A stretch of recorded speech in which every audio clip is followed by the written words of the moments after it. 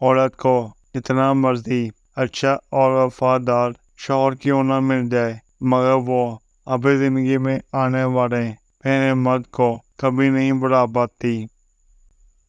औरत की फितरत है कि वो घर की खातिर बहुत सी कुर्बानियां देती है, कड़वी बातें, तरस रवैये भी सह जाती है, मगर जब इसका हम सफर ही उसे नजरअंदाज कर दे तो वो अंदर से टूट जाती है। हम इस माशरे का हिस्सा हैं जहाँ एक बीवी अपने शौहर के नाजायज तल्लुकात तो बर्दाश्त कर लेती है, लेकिन दूसरी बीवी बर्दाश्त नहीं करती।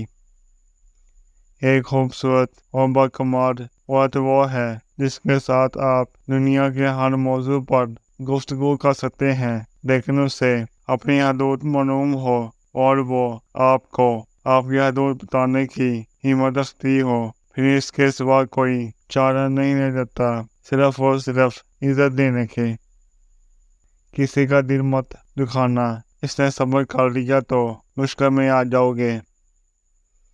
कभी कभी इंसान इतना बेबस हो जाता है कि उम्मीदें, दुआएं, यकीन और हिम्मत सब आंखों के रास्ते बहने लगते हैं।